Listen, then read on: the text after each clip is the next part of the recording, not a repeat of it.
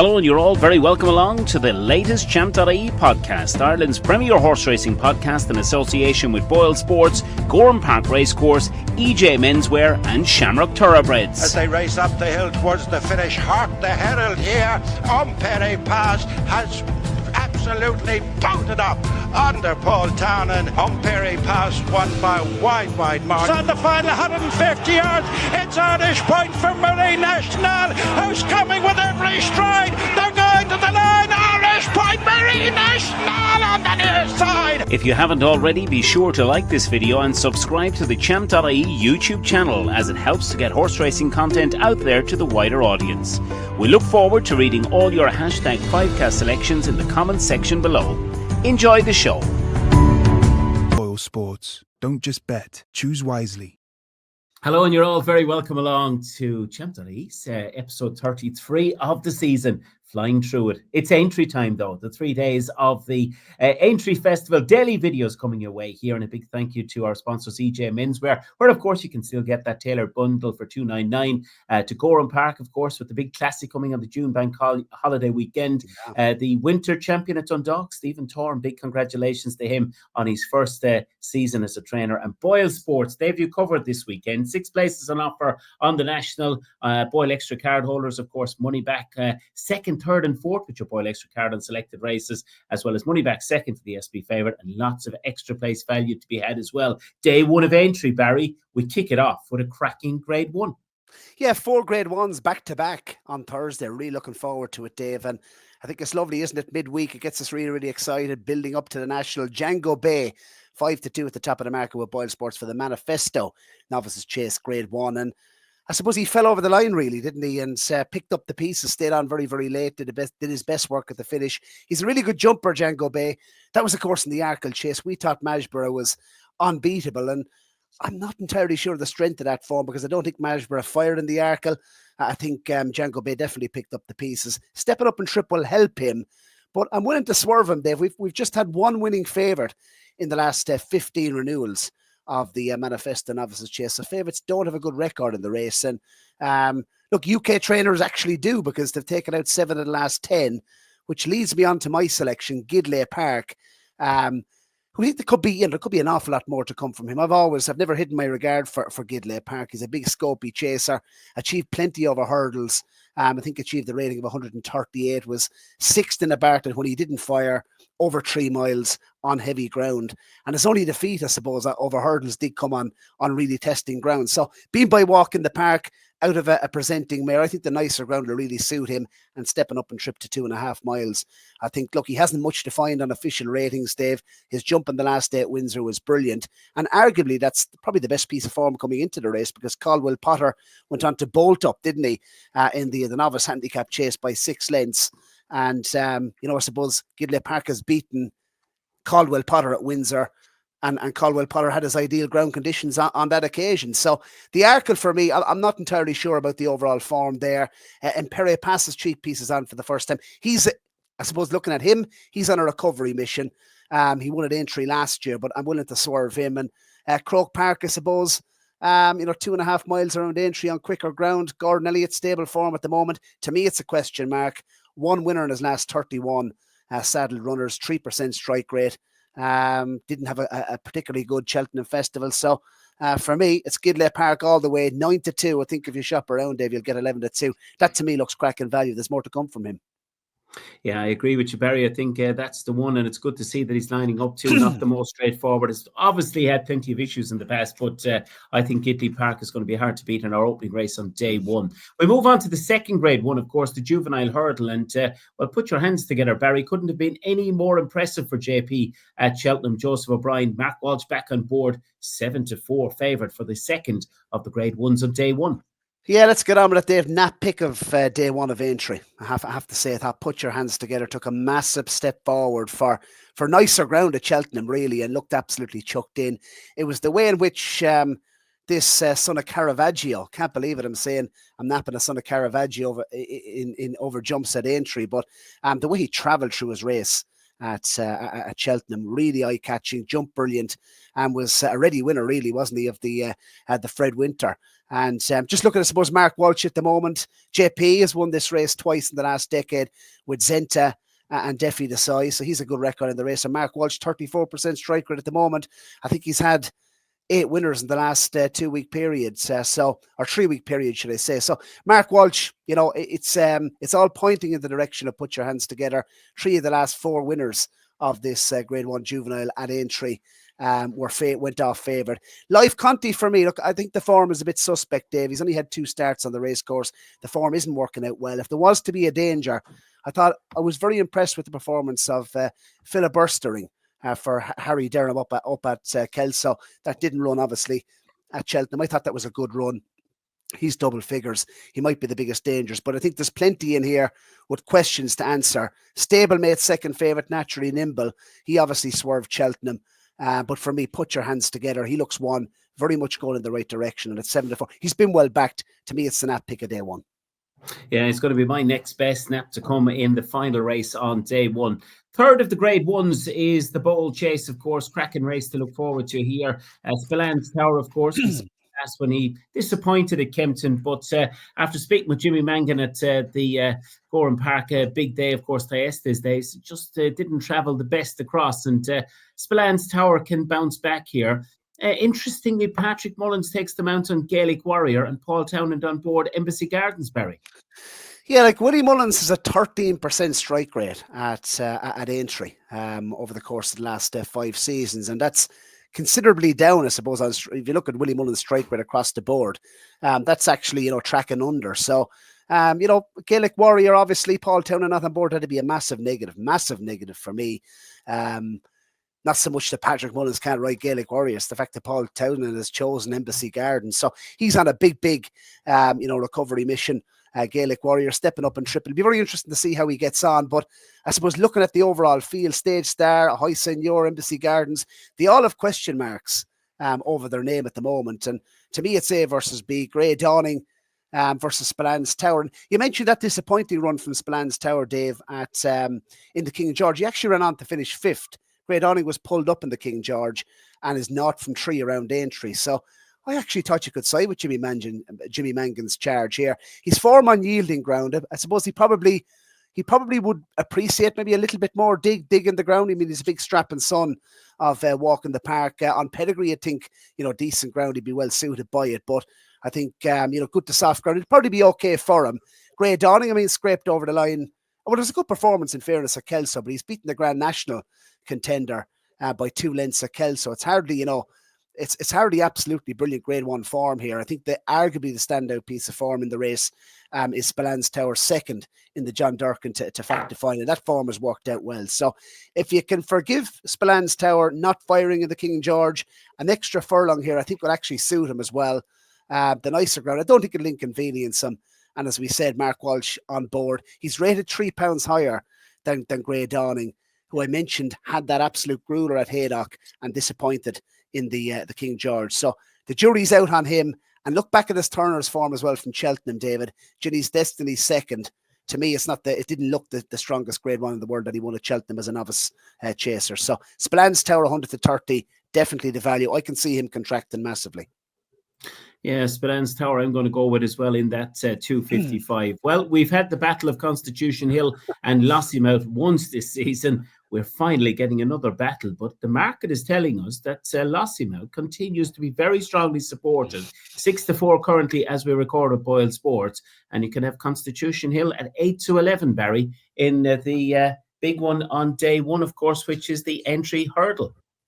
Yeah, Nicky has a really good record in the race. He's won this 4 times in the last 7 years, and we know his liking as well for the Liverpool ladies. He'll be, I suppose, hoping that Constitution Hill can do 7 barrows proud in the Aintree Hurdle. But I actually thought, Dave, look, I know we spoke plenty about the champion hurdle picture, the mares getting £7, etc.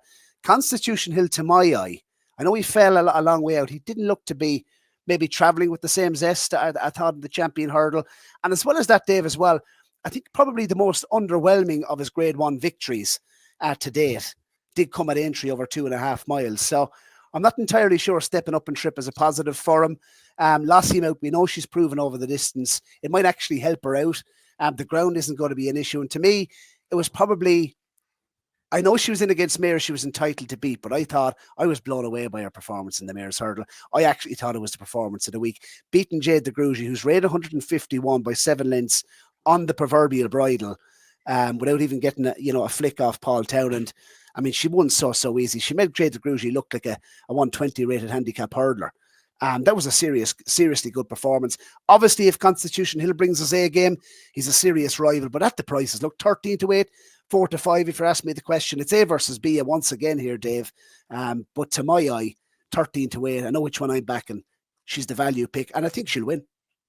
Yeah, I wouldn't be having a bet in it, to be honest with you, because I think there's just too many question marks about whether or not what's going to happen. And I think it's just a race to savour, enjoy. I really do hope that they're both coming down to the last and both in contention, and that we see a cracking race. That's really what I'm most Annie Power, Dave, won this race in 2016 by 18 lengths. Mayor's getting £7 in this race. I think Epatante won this race as well, if my memory serves me correctly.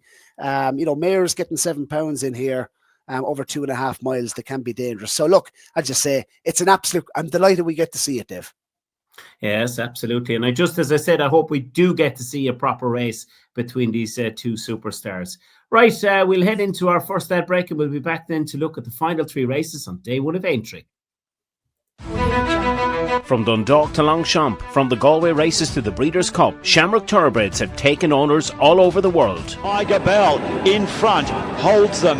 Late on the scene is Dawn Charger storming home, but Tiger Bell in front and won. Coming through the centre, Laugh a Minute with a strong challenge on this Laugh a Minute, who goes on in the closing stages to win by a length and a half. Laugh a Minute from Fiscal Roots. But it's Harry's Bar repelling the late challenge of the stable companion Dream Today, and Harry's Bar makes it 6-course wins. Check out shamrockthoroughbreds.com or click the link in the Champ.ie podcast video description to learn more about new racehorse ownership opportunities. Yes, welcome back, and well done once again to Stephen Thorne winning the Winter Championship at Dundalk. Right, moving on to the 405, which is of course, the Foxhunters, the 405 race, number 5 on day 1 of Aintree. Well, no matter what you pick out in this one, it is always a cracking race to watch and to look at.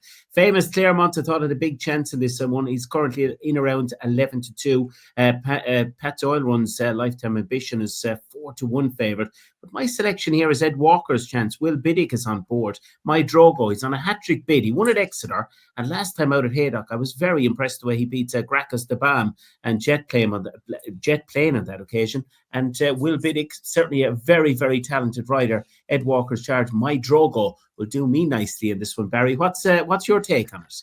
Well, we'll let you maybe fly the flag on this race, Dave, because to be quite honest with you, I have no really strong opinion on this. I did back Famous Claremont when he won this race, of course, and does like it around Aintree. Jumps well, and the nicer ground will certainly suit. James King on board, definitely a positive. If there was one other, I suppose, runner to mention in the race at a price, Adrian Murray saddles Milan Fort. That's a fascinating runner. You mentioned a hat-trick bid. This one is looking to make it 3 wins and 4. And Adrian Murray at the moment, obviously stable in real good form, known for his exploits on the flat. The County Westmeath man has obviously targeted this Milan Fort at the race, 10-1 double figures, maybe 2 against the field for me, Famous Claremont and Milan Fort. But your selection I'd respect as well. But I won't be going bananas, Dave. It probably will be a no-bet race, but if you were to push me, maybe 2 against the field that we've mentioned. Yeah, I think another watching brief there on that 405. The Premier Handicap then is a 2-mile contest at 440 on day 1, the penultimate race. And again, it's a very interesting race. Gavin Cromwell could have a massive week this week. He's such a strongly handed, which we'll be talking about in the big one later on in the week. He's, of course, got My Mate Mozzie here at 5-1. Henry de Bromhead and Rachel Blackmore, the Folks Tierra, has to come into the mix as well after the second behind on Pion Darragh at Leopardstown. Will be much, much different ground here. I think you can make a case for plenty in here, Barry, at maybe bigger prices than the top couple in the betting. Yeah, that's My Mate Mozzie at the top of the market, David, 5-1. If there's one trainer to be feared, and they include Willie Mullins in the conversation, it's Gavin Cromwell. Winners on the flat at the Curragh.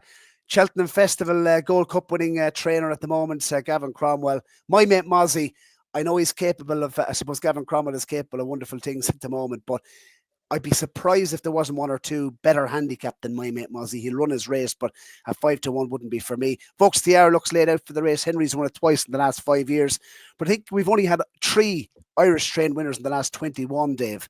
Sam Brew won the race last year. He's 13-2. The one I like in there is Primas. I mean, he's 10 stone 6. He was punted off the boards at Cheltenham in the Grand Annual, and he was one of those, I suppose, worst affected by the starter. So I think he can draw a line through his last run. To me, he looks well handicapped off 130. He likes to be up there prominent. I could see this one starting favourite. Primas, Dave, he's form on decent ground. I think he's won twice on good to soft ground in his career, and looks unexposed to me. And look, what is he? He's 5-1 at the moment for Lucinda Russell. They absolutely got it right, didn't they, with Meyertown when they put down the money in the Ultima. He looks good to me, and I suppose all 4 of his wins have come left-handed. So he's dangerous off 130, 10 stone 6, Lucinda Russell and Patrick Walsh. That would be the pick for me. And if I was maybe to see one run a big race at a bigger price, Dave, I wouldn't be surprised if Hunter's Yarn got into the mix at 14-1, JJ Slevin on board for Willie. But the number 1 pick for me, it has to be Primas at odds of 5-1. I think he'd start Fav. Okay, well, we're coming to my nap selection. It runs in the mayor's in the mayor's bumper, the grade 2, and that is Paddy Tummy's Shullin. It justified very strong market support when readily winning a listed bumper at the Cheltenham November meeting, and hasn't been seen since. And reports on the Tummy yard is that Shullin could be very, very much the real deal. I expect this to go off a pretty short price favourite for the mayor's bumper. Nat pick of the day, and one other to mention for me is Fergal O'Brien's Blue Betty. I thought this was an extremely impressive winner at Newcastle, won by 3.5 lengths. That was back in January, didn't go to Cheltenham. So Fergal O'Brien with Keelan Woods on board at 8-1. If you're looking for a little bit more value, that'll be my each way selection. But confident nap for day 1 is Shullin for Paddy Toomey, and that man Billy Lee on board for the mayor's bumper, Barry. Yeah, well, when Paddy Toomey sets his target a long way out, you have to respect Shullin. Obviously, came across the sea and really impressed, didn't she? And the form has worked out. Of course, Chagall, the second of that occasion, did win only last week. So the form looks reasonably strong. She's 3-1. I thought she was plenty short, though, Dave, for a race like this, 20 runners. You'd have to respect her. Jackie Hobbs was good. Would she want the ground a little bit, maybe softer? The interesting one for me, and it's an interesting jockey booking, Harry Cobden on board for Anthony Honeyball on this capability. Now, I was really impressed with her win. She also beat Shogal by 2 lengths on Shogal's debut. That was at Aintree on decent ground, and obviously she was looking to follow up at Huntington on heavy ground on her most recent start on the 8th of December. Ground went against her, but she was very well backed on debut.